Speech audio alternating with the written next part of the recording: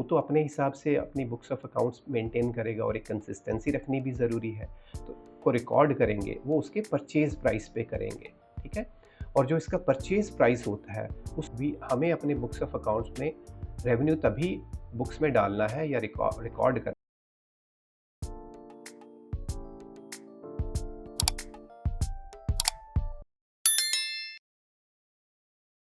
Hello दोस्तों, स्वागत है आपका मेरे यूट्यूब चैनल एनबी एकेडमी में।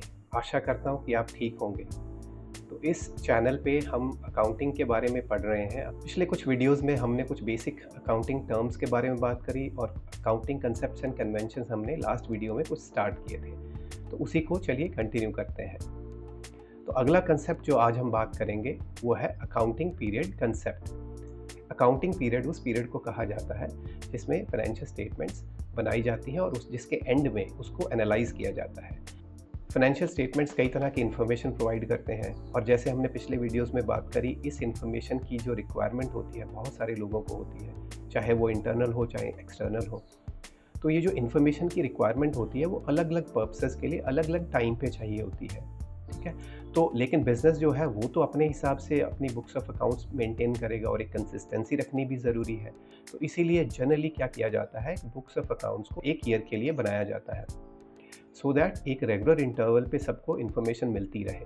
इसी पीरियड को हम कहते हैं अकाउंटिंग पीरियड। और ये कंसेप्ट ये कहता है कि there has to be same accounting period followed for coming years.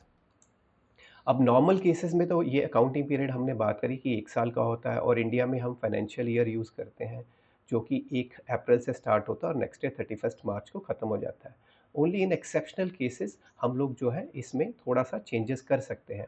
वो एक्सेप्शनल केसेस क्या हो सकते हैं, जैसे सपोज़ अगर आप पार्टनरशिप फर्म में हैं और पार्टनरशिप में कोई पार्टनर रिटायर हो जाता है, या फिर जो लिस्टेड कंपनीज़ होती हैं जिनके शेयर्स लिस्टेड होते हैं स्टॉक एक्सचेंजेस में, उनको क्वार्टरली रिजल्ट्स पब्लिश करने होते हैं। तो इन केसेस में जो है बुक्स ऑफ अकाउंट्स एनुअल तो बनते ही बनते हैं, बाकी भी बीच-बीच में बनाने पड़ते हैं।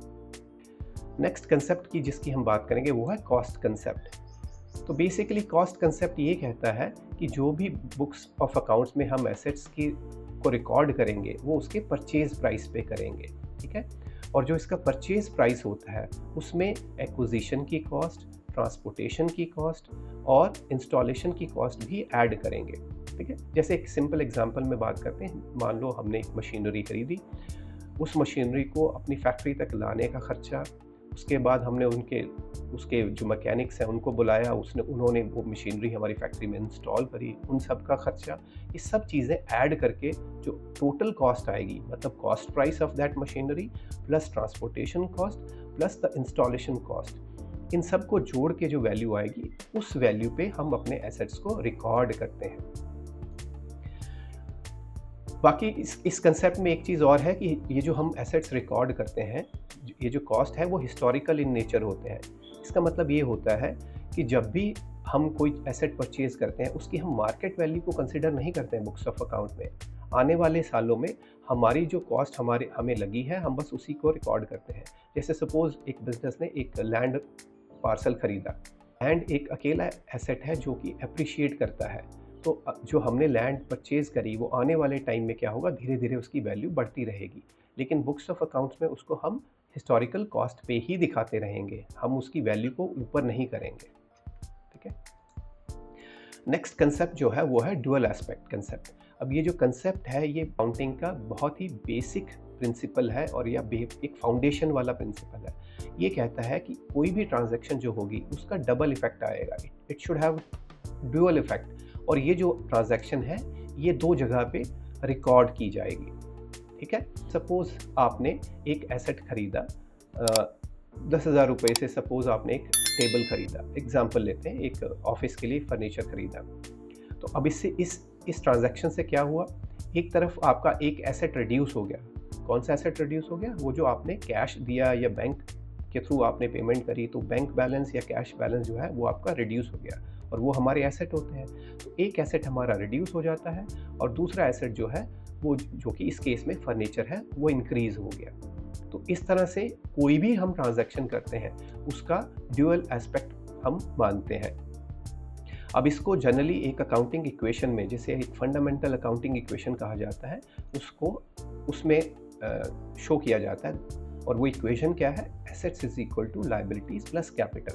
तो लायबिलिटीज़ प्लस कैपिटल ये सोर्सेस ऑफ फंड्स माना जाता है, और ये जो पैसा आया है वो हमेशा इक्वल होगा एप्लीकेशन ऑफ फंड्स के, मतलब एसेट्स के। तो अगला जो कंसेप्ट है वो है रेवेन्यू रिकॉग्निशन, इसे रियलाइजेशन कंसेप्ट भी कहते हैं। तो ये कंसेप्ट हमें ये कहता है कि हमें अपने बुक्स ऑफ अकाउंट्स में रेवेन्यू तभी बुक्स में डालना है या रिकॉर्ड करना है जब हमें राइट टू रिसीव रेवेन्यू मिल जाता है। हमने क्रेडिट सेल्स करी, तो क्रेडिट सेल्स में पैसा तो हो सकता है आपको कुछ दिनों के बाद मिले, बट दैट डजंट मीन कि हम उसको बुक्स ऑफ रिकॉर्ड्स में मेंटेन नहीं करेंगे। अब नेक्स्ट कंसेप्ट जो हम बात करेंगे वो है मैचिंग कंसेप्ट।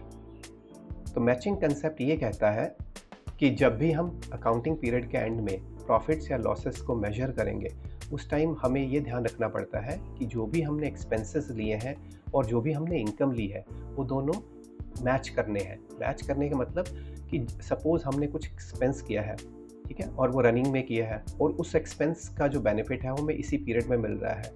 अगर उसका रेवेन्यू इसी साल नहीं मिला है तो हम उसको रिकॉर्ड नहीं कर सकते हैं उस एक्सपेंस को।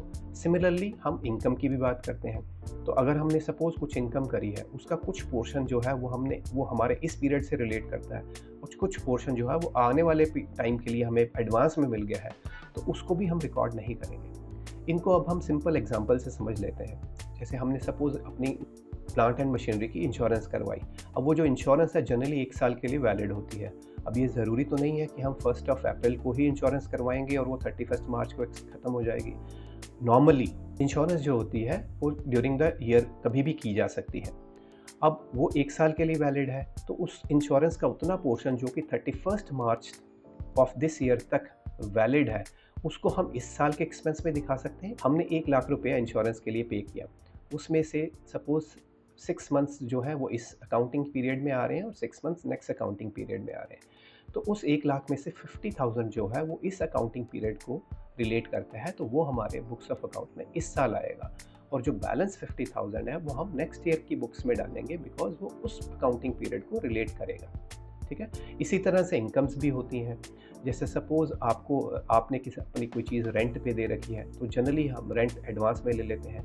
तो अगर हमें सपोज़ नेक्स्ट ईयर अप्रैल का रेंट मार्च में ही मिल गया है, तो हम बुक्स ऑफ अकाउंट में उसको मार्च में एंट्री नहीं दिखाएंगे, वो हमारे नेक्स्ट ईयर का रेंट है। इसीलिए अब क्या करते हैं, अपनी बुक्स ऑफ अकाउंट्स में प्रीपेड एक्सपेंसेस या income received in advance concept बना के चलते हैं। आई होप आपको ये पॉइंट समझ आ गया होगा। एक और एग्जांपल लेते हैं, जैसे स्टॉक्स हैं, वो परचेजेस जो हमने करी और अकाउंटिंग ईयर एंड के होने तक हमने उन गुड्स को सेल नहीं किया, तो हम उन गुड्स को अपनी कॉस्ट में नहीं डाल सकते। इसीलिए आने वाले टाइम में आप समझेंगे कि हम क्लोजिंग स्टॉक को अपनी कॉस्ट में से माइनस कर देते हैं, क्योंकि वो चीज़ें तो हमने बेची ही नहीं ना, तो उसका तो रेवेन्यू भी नहीं आया, उसकी इनकम भी नहीं आई, तो उसका एक्सपेंस भी नहीं जाना चाहिए। तो एक बार अगर हम समराइज़ करें, आज हमने बात करी अकाउंटिंग पीरियड के बारे में। बहुत सिंपल कंसेप्ट है। ये बताता है कि नॉर्मली हम एक रेगुलर पीरियड पे बुक्स ऑफ अकाउंट्स मेंटेन करते हैं, जो कि नॉर्मली 1 ईयर होता है। फिर हमने कॉस्ट कंसेप्ट के बारे में बात करी, जो ये बताता है कि जो एसेट्स की प्राइसिंग होती है उसको हम कॉस्ट पे लेते हैं अपनी बुक्स ऑफ अकाउंट में। उसकी कॉस्ट में एक्विजिशन कॉस्ट, ट्रांसपोर्टेशन कॉस्ट और इंस्टॉलेशन कॉस्ट को ऐड कर देते हैं। फिर हमने बात करी ड्यूअल एस्पेक्ट के बारे में। ये बहुत इंपॉर्टेंट कंसेप्ट था, जिसमें हमने देखा कि एवरी ट्रांजैक्शंस जो भी हम बिज़नेस में करते हैं उसका डबल इम्पैक्ट पड़ता है बिज़नेस के इक्वेशन में। हमने एक बेसिक अकाउंटिंग इक्वेशन की बात करी, assets is equal to capital plus liabilities. फिर हमने रेवेन्यू रिकग्निशन के बारे में बात करी। इसमें हमने ये बात करी कि जो रेवेन्यू है वो तभी हम बुक्स ऑफ अकाउंट में डालते हैं जब हमें उसका राइट मिल जाता है रिसीव करने का। और उसके बाद हमने मैचिंग कंसेप्ट पढ़ा। इसमें हमने ये बात करी कि जो एक्सपेंसेस हैं और जो रेवेन्यूज़ हैं वो हमें मैच करने पड़ते हैं। अगर वो सेम पीरियड से रिलेट करते हैं तभी वो बुक्स ऑफ अकाउंट्स में डाले जाते हैं। आई होप आपको ये वीडियो अच्छी लगी होगी। अगर आपको ये वीडियो अच्छी लगी हो तो प्लीज़ लाइक करें, शेयर करें और सब्सक्राइब करें। आने वाले वीडियोज़ में और कुछ कंसेप्ट्स की बात करेंगे। Thank you so much.